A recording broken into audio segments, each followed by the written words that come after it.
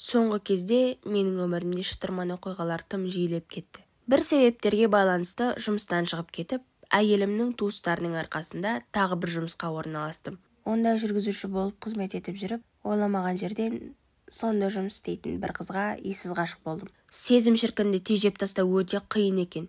Не істерімді білмей басым қатып кетті. Мұндай жағдайдан қалай шығу керек?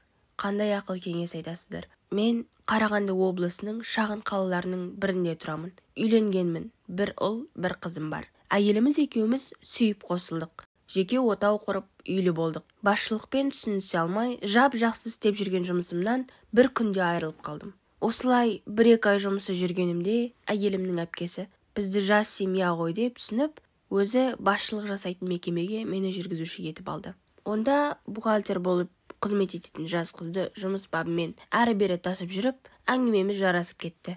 Осылайша оны бірте-бірте ұната бастадым.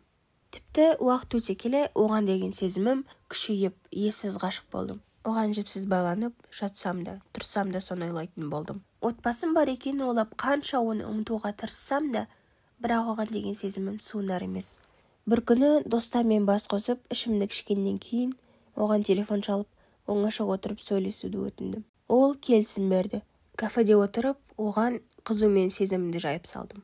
Ал ол маған ештеңе деген жоқ. Мас қой деді ме, әйтеуір көзін төмен түсіріп алып, күлімсіреп отырды да қойды. Ертесіне сол қылығым үшін қатты ұялдым.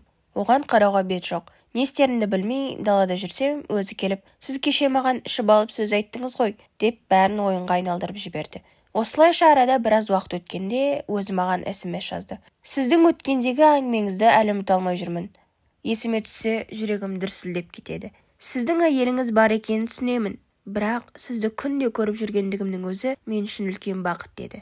Осыдан кейін бізде роман басталды. Жасырын кездесіп жүрдік. Мен онымен бірге өзімді өте бақытты сезіндім.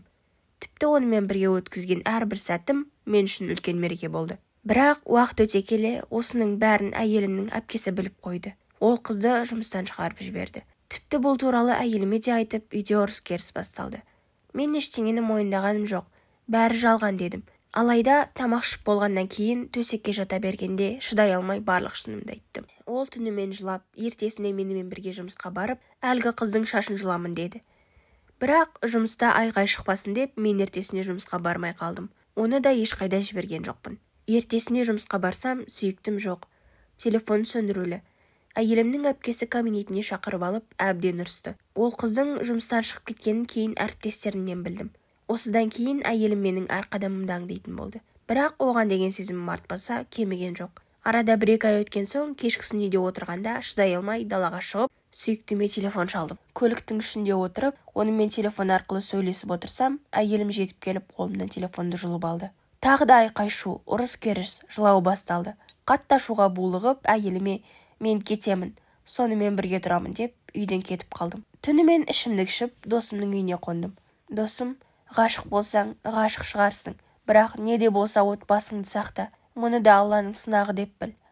Бақытты болғың келсе, жақындарыңа бақыт сыйла, ал сенің ең жақының бауыр етің балаларың деді. Осы айтқандарды ойлап, ертесіне қайта үйге келдім.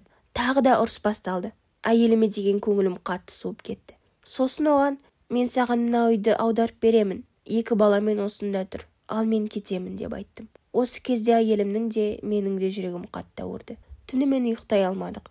Ақырында ол, сен оған бір жола кетпе, бірге тұра берейік, бірақ оған да барып тұр деді. Бірақ үйден 5 минутқа шығып кетсем болды, дереу телефон шалады. Қайда жүргенімді сұрайды. Қызғанады, ешқайда жібергісі келмейді. Әрине, оны да түсінемін, бірақ әлгі қызды да ұмыта алар емеспін. Ойымнан кетпейді. Менің өмірім ол қызсыз өмір емес секілді. Басым қатып кетті. Күннен күнге махаббатқа құса болып, ол қыздан басқа ешкімді ойламайтын болып қалдым. Менің басымдағы жағдай басқа біреулерде кездесе ме екен? Мұндай жағдайда не істеуге болады? Бәлкім мені түсінетін, өз ойын, ақыл кеңесін білдіргісі келетін жандар табылып қалатын шығар.